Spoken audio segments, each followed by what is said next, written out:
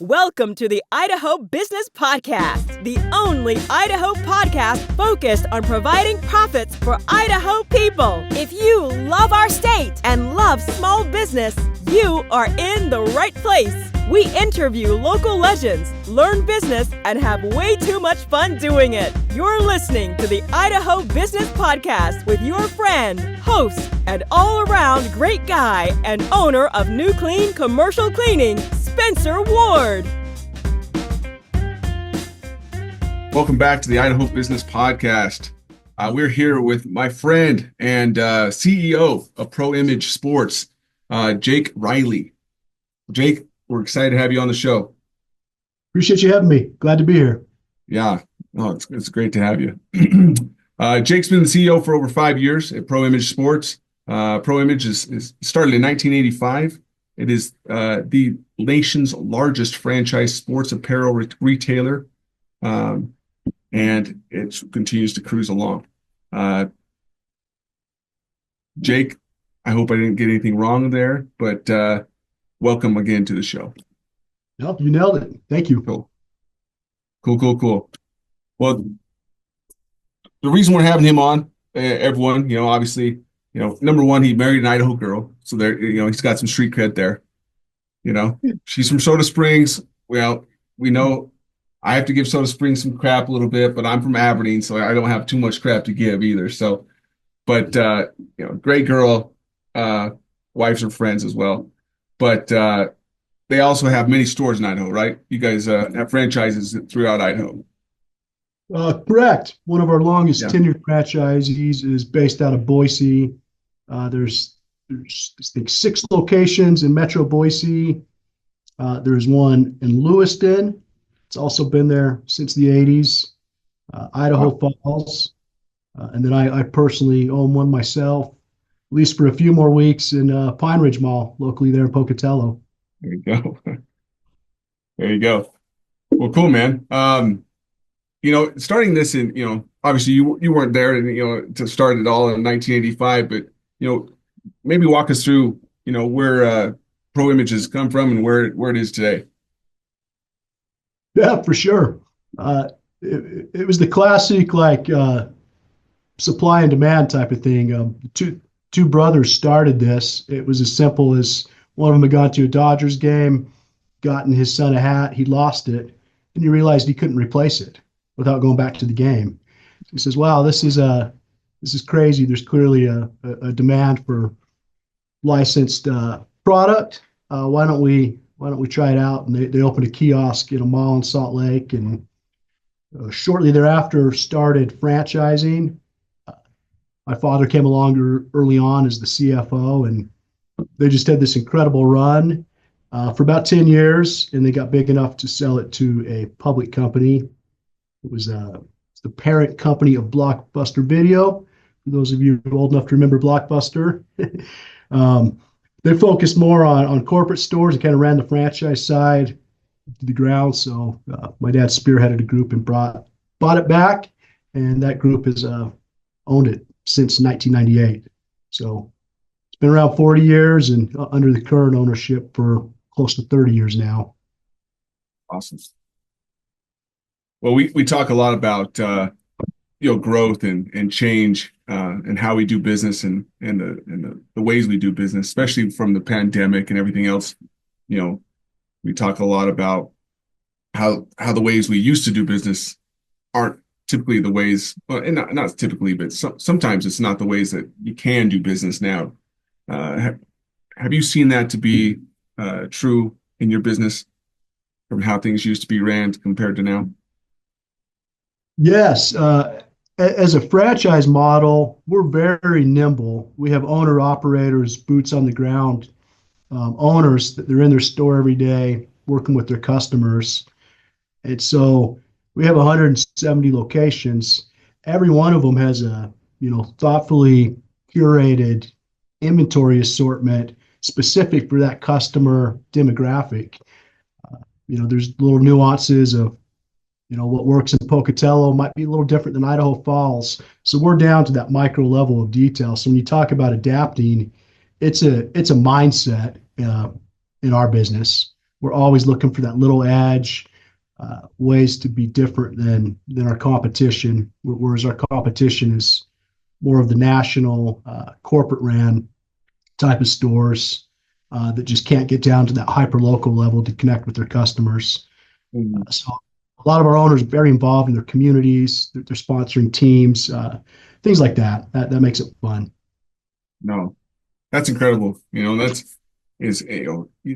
Talking about just normal local businesses throughout Idaho. We're all trying to get to that point. If we're not there already, to make sure that we can make those intimate changes within our company that so we know our ideal avatar of what who we're selling to. Yep. We talked a lot about that on this podcast, and I think that's a big one. Is if you don't know who you're selling to, you're just casting out money, hoping it for ad dollars and sell and hoping a few of them return back to you, not really knowing who you're currently servicing. We talk about. I give an example for like a roofing companies. I don't know why I always do roofing companies, but I'm like, if you're a roofing company and you're really good at servicing customers that have these $200,000 homes to $150,000 homes and those smaller projects, and you're really, really good at it, and you're seamless and you're effective, your cost structure's perfect. That's where you need to be marketing towards. You probably shouldn't be going after massive, commercial, deals and stuff like that. So learning that avatar is huge. I don't know what you have to say on that. Yeah, I'm living in the wrong state. If there's still $150,000 to $200,000 homes in southeastern Idaho, man. Well, I guess 8 years ago, I guess we need to boost all of those up by 100,000 at least now. So. But yeah, being able to bring the product in a customizable way to who your customer is and who you're really trying to cater to, that's our cheat code. Especially as we're comparing ourselves to other retailers in the mall. Just think about your own experience in the mall when you go in. You're going to walk in, you're probably not going to be greeted. There's going to be a kid sitting on the counter, playing on his phone. Whereas most of our stores, there's an owner operator with their livelihood on the line. So when they come into your store, or when you come into one of our stores, the experience we strive for is that we treat everyone that walks into our store like they're a guest in our home. And that's just such a contrast from just most places in the mall, most places in retail. That's just another advantage because we're not going to be the cheapest. We just want to have just the best experience. The best selection. I like that. Jake Erickson actually mentioned something similar to that. He's the CEO of Being Memorial Healthcare in our state here, focused in Blackfoot, and he calls it the mother test. How would you want your mother to be treated? As she's checking into the yard, as she's being welcomed into the office. So like that. Oh, that's pretty good. Yeah, that's an analogy. Yeah. I noticed he didn't say mother-in-law test, but don't go there. No, I love my mother-in-law, so. Love you, sis. That's right. Yep, Lisa, right back at you. Cool. Well, what is there any like major frustrations that you have to deal with in your business? Yeah, absolutely. You talk about like adapting and how things change. Yeah. I took over kind of when COVID was going on, and you talk about how that affects supply chains. All of our products are imported.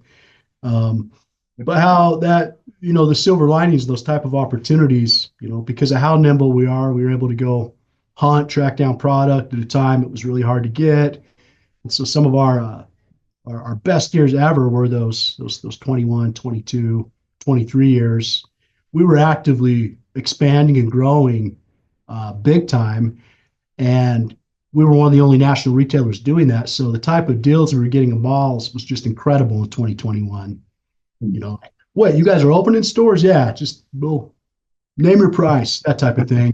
So just finding opportunities when like things change. And I think in the last 5 years, we've seen things change a lot, more so than any time in our lifetimes, and than today's challenges or tariffs and things like that. And so you just have to embrace them as these puzzles that are meant to be solved, and look for the opportunities when challenges are presented. Like it. All right. We talk a lot about, obviously one of my favorite shows is Joe Dirt, and I always compare it to, people that don't want to change, and hey, this is how my father ran this company. This is how his father ran this company. That's how it's always going to be ran. It's comparable to the Indian selling the snakes and sparklers at his fireworks stand. That's all he sold because that's all he liked. And you can't do that. Like you just got done saying, the landscape of business has changed so much in the last few years. You've got to be able to pivot and change. That's right. And it makes sense why you're such a Joe Dirt fan. I've been to Aberdeen once, and I think half the people there look like Joe Dirt. Hey, me included. I get it. So no, no big deal there. So I own up to that. So my wife hates it when I shave my beard because I will shave the chops just like Joe Dirt for a while until she makes me shave. So no biggie. All right. Cool. What would be the best advice you'd give our audience based on your experience that, leading a company, pivoting with a company and just growing your company as a franchisee owner and as the CEO? Yeah, speaking to individuals that are already business owners or that are aspiring to be one. Yeah, I would let's start with already business owners. Gotcha. Yeah, there's just no substitute for rolling up your sleeves and working hard. But it has to be intentional and with focus, especially for you new guys that are just starting up and you're wearing every single hat. It just feels like there's always this fire to put out, that one. You have to grind, you have to work hard, you have to put in the long hours, the long nights, but do it with a plan and a vision, and you want to step up to here. You get to the point where you can get yourself some help, get yourself support. And when you do that, it's not like you've arrived, you've just leveled your business up, and you need to continue to work and grind, but keep leveling up and adding more people to the team, delegating more. And that's a tough thing to do if you start up right and you do everything, to let things go, to start paying someone to do things that maybe you've always done, but your time's more valuable elsewhere. So that's a different balance and question for every owner and every business, just depending at the stage they're in. But I think the summary of what I'm trying to say here is just no matter how big you get or how successful you get, you can't lose that grind and that work ethic. You got to keep going. That's fantastic advice. And that's what people don't understand, I feel like, is that, like you said, don't ever lose that grind, that their grind changes. Like we said, as the business grows, they might not be, hammering in shingles anymore because they've grown and they're needed elsewhere, but they need to be doing sales. They need to be doing marketing. They need to be, setting up their SOPs in their company for their different positions. And that's what they're, working on your business. And that's the $10,000 an hour work that they should be doing instead of the $20 an hour work of shingles. Yeah. You mentioned that, work on your business, not in your business. That's great. Well, it resonates well. Everyone's read the E-Myth, I'm sure. Oh yeah, that's huge. That's a good one. I think, for me, I'll tell you one thing. I don't know if it resonates with you, but I know as I was starting my company, just getting out of the grind of, I was cleaning, I was knocking doors all day long, cleaning at night, and then I got big enough that I'm like, okay, I can't clean in all of these locations. I have to hire more people, and then I should start just doing more and more marketing. I almost felt like I was leaving something behind, and I wasn't grinding as much as I should because I wasn't physically working my hands to the bone. And sometimes I think people, when they're moving themselves out of a physically demanding job into more of a desk job in their organization can feel that way. And I think they have to realize, hey, the grind is different, but you can still grind. Yeah, absolutely. That's a great take, and I think definitely relatable to my situation where, kind of came up working in stores and doing the long mall hours, and then, you know, stepping down from that and stepping up from that into, Yeah, more important, more important roles. that's But right. yeah, it kind of messes with you. You feel like you're not sweating as much. That's right. You're not out cleaning toilets. You're not climbing up ladders to get jerseys down. So yeah, there's something to that, but I moved on from it. I'm sure you did too. Yeah, yeah. You have to, because if you don't, it's just like, man, they because they'll mess with their minds, because they'll think, oh, I could be making dollars more if I'm actually doing the work too. I'm like, well, no, you're actually only worth what you're paying your top employee if you're doing that. So you need to Yeah. be doing the other. So Yeah. What's the opportunity cost? And I mean, I think you get your business to a certain level, and you really want to attack it from the top line, right? From the revenue side. And so yep, you start looking at these micro expenses. To be clear, you want to be very careful with every expense. But if your mindset is off, if I do it, I can save a little money here. What's your opportunity cost of how you could be growing the top line, adding clients, that's right. growing numbers, that type of thing. That's right.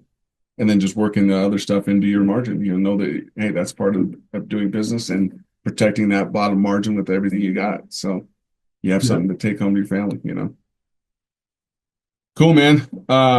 Let's move into the lightning round here. I have to mention both my sponsors, because I forgot one of my sponsors at the beginning, because I got too excited to have you on the show. My sponsors, got Health West, great organization, great healthcare organization. Give them a holler. Google where they're closest to you, and give them a try. Also, my company's New Clean Commercial Cleaning and Commercial Cleaning Services. Call 208-254-7070. You tell us that you heard about us on the podcast. We'll offer you a free office sterilization, no strings attached. Just tell us you heard about us on the podcast. Okay, let's get into the lightning round, Jake, as we close out here. You mentioned E-Myth, and I know you're an avid reader. Do you have a favorite book or a favorite piece of software you use that's just kind of been a game changer for you? I feel the same way about books, just going back to what we were talking about earlier, just about adapting and continuing. So I try to read two books that make me just a better person each month. So I'm talking nonfiction. Most of them end up being business or personal finance related. So I'm just finishing up an incredible one right now. So whatever one I'm currently on tends to be my recommend and my favorite. And it's called Unreasonable Hospitality. It's just given a great perspective on how you can just elevate the experience in your business to your customers. Awesome. Yeah, remember you and I were talking about that. I'll put that definitely on the list. Yeah, ask me next month, it'll be something else. But yeah, I think just continuing to educate yourself, and just, don't get that tunnel vision. There's so many phenomenal books and resources out there to continue your growth. Yep. Because I tell my team often that, the minute I show up and tell you, hey, I know everything, or we can't do it better, start dusting off your resume, because our company's not going to make it. Seriously. No, that's key, man. Yeah, you read a little bit more than I do for sure, but and I feel like sometimes I have to take a break. I have to take a break from the nonfiction stuff, and I have to go to the fiction. I got to work a spy novel in there once in a while to kind of break up the business mind things, and it helps clear my mind, clear the palate to receive more information. So I like it. Okay. Next question. Biggest myth that business owners need to know the truth about. Owning your business is easy, that it's fun. You're not sitting behind the desk like you're just a man now. You have just taken on a very thankless 24/7 commitment. And it's hard in every way, It's hard on your health, potentially your family life, all those things. But if you can find something you're passionate about that can provide for you in a way that is just this great outcome, financially, I can't think of anything more rewarding where you get to decide each day how I'm going to attack my day, how I'm going to grow my business, how I'm going to make more money, how I'm going to create more time to spend with my family or work on my health or whatever it is. So, uh, yeah, I think it's not easy, but it definitely can be worth it if you approach it the right way. That's right. That's right. That's great. Okay. And last but not least, before we roll out the red carpet for you, what's one question that I should have asked that I didn't? Yeah, just given where your podcast is based out of, I'm sure a lot of your listeners know that Pine Ridge Mall is going away soon. It's got about a month left, and wanted to talk about that for a minute because it's been this just incredible store and story for us that went far beyond Pocatello.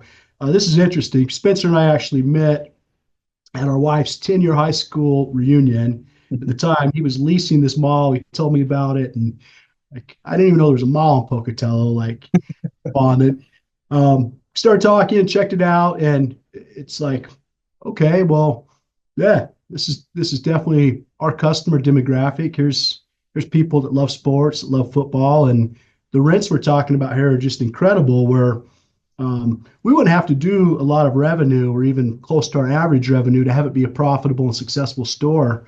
So I definitely had ties to southeastern Idaho. My wife grew up in Soda Springs, like Spencer said. I was also born there. I was born in Pocatello. I know that. Yeah.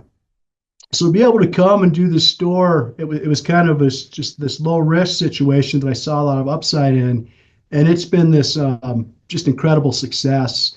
The support from the community and just the amount of business we've been able to do there, serving you guys over the years, has been a lot of fun, and we're very sad to see that mall going away. Definitely excited for the Target and the new development to come in, and the new ownership did right by us on the way out. But where I was going with this, that store was a catalyst for my mind to start finding more diamond in the rough opportunities across the country. All these malls that people were running from, we started seeking out. And so a lot of our growth, especially over the past couple of years, I was talking about how much we grew during COVID. We just got some incredible rent deals, and we were able to come in, give them all a new tenant, a national tenant, elevate them. And some of these types of situations in stores have been some of our most profitable doors. And I don't know that I ever would have had my mind open like that if we hadn't tried out Pine Ridge Mall. And when we opened in Pine Ridge, I'm going to tell you, the rest of the team in the office, really anyone that knew anything was like, what are you doing? Why are you going there? That mall's not going to be there in a few years. And I believed in it. And again, just want to thank the community for the support. And it was an amazing 10-year run. That's awesome. That's a great way to end this thing because obviously the shout out to Pocatello, but man, talk about pivoting, of taking something that you learned and then just blowing it up across the nation from that idea. That's awesome. So, yeah, I can think of literally 2-3 dozen examples where that Pocatello model played out, across all the time zones, and this was really the first one. Wow. Last thing I got, I know we're short of time, but good. We've got a month left, and it just as a thank you for the support for the last decade, rather than boxing up our inventory and transferring it to other stores, we're giving it away. It is a fire sale. We have some just amazing deals. Just as a thank you for all the support, come out and take advantage. There's stuff that's 80, even 90% off normal prices, and come load up. Got a few Taysom Hill jerseys left we want to I want to get out there to y'all. There we go. I love it. Well, thanks, Jake. I appreciate you coming on the show, taking some time out of your busy day for us. It was an enjoyable, 20, 30 minutes with you. Yeah, man. Appreciate you having me. Yeah, anytime. And those that are listening, like we always say, be happy, be grateful, find opportunities to serve others. And obviously, I know you'll learn something from this episode. Go share this episode to other entrepreneurs, other business leaders, and let's keep Idaho's business community thriving. Congratulations on spending a couple of minutes getting a little bit smarter, having some fun, and supporting the Idaho business community. If you're feeling the love, make sure to subscribe, rate, and review on iTunes, Stitcher, or wherever you are.